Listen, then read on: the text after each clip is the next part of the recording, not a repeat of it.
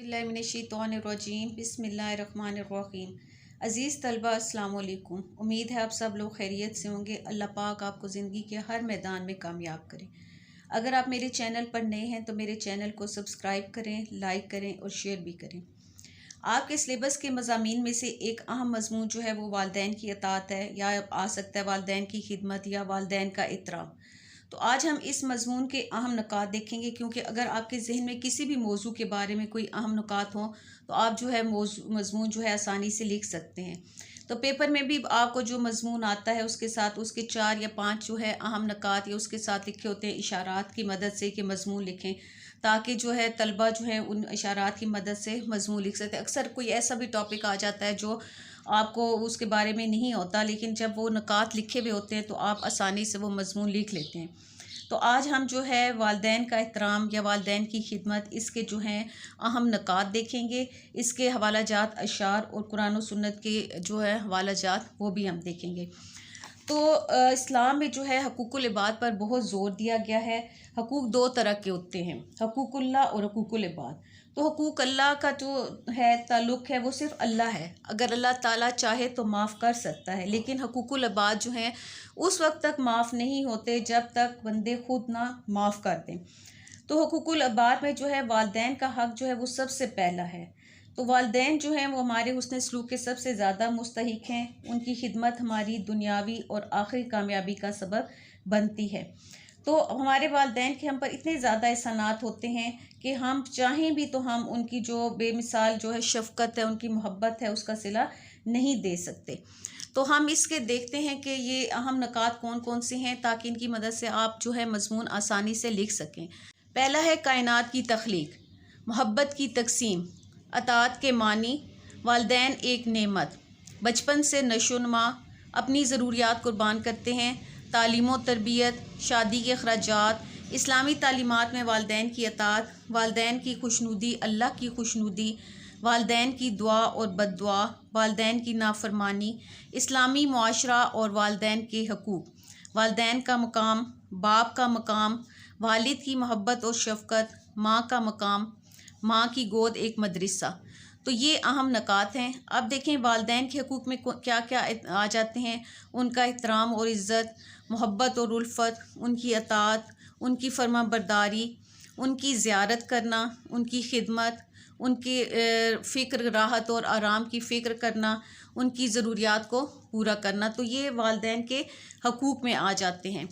अब है वालिदैन का अदब, कि उनका अदब में कौन कौन से नुकात आ जाते हैं कि उफ़ ना करो, उनको आवाज़ बुलंद ना करें, उन्हें झिड़कें नहीं, उनके सामने टांगें ना फैलाएं, उनकी इजाज़त के बगैर सफ़र ना करो, तिरछी निगाहों से उन्हें ना देखो, यानी गुस्से से ना देखो। मर्द पर पहला हक़ जो है वो माँ का है। जंग और जिहाद पर भी वालिदैन को तरजीह दी गई है। वालिदैन जो हैं वो कीमती असासा हैं आज की नौजवान नस्ल। यानी ये जो अहम नुकात हैं, ये जो हैं आपने इनको लेकर आप आराम से मज़मून लिख सकते हैं।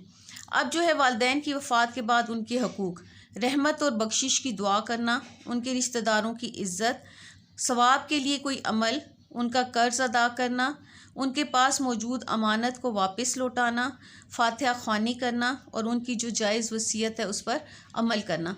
तो ये है वालिदैन की वफ़ात के बाद उनके हकूक़ के अहम नुकात।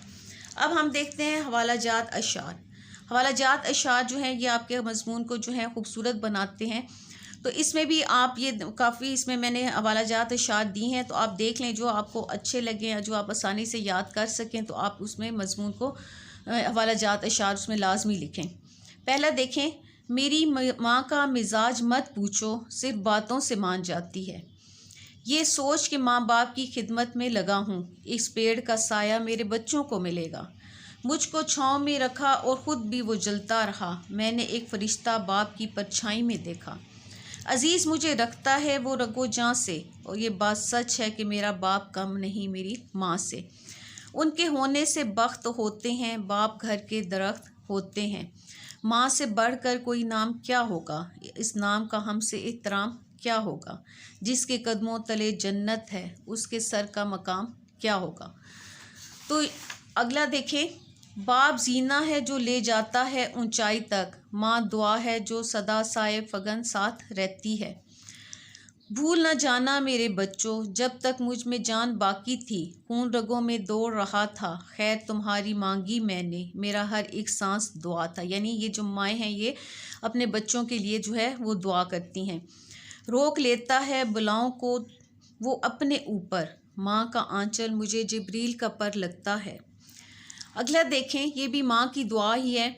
मेरे बच्चों, अगर तुम मुझको बुढ़ापे के हाल में देखो, उखड़ी उखड़ी चाल में देखो, मुश्किल माहो साल में देखो, सब्र का दामन थामे रखना, कड़वा है ये घूंट ये चखना, उफ न कहना, गुस्से का इजहार न करना, मेरे दिल पर वार न करना। तो ये जो है ये हवाला जात अशार हैं। देखिए आप के मज़मून को खूबसूरत बनाएंगे।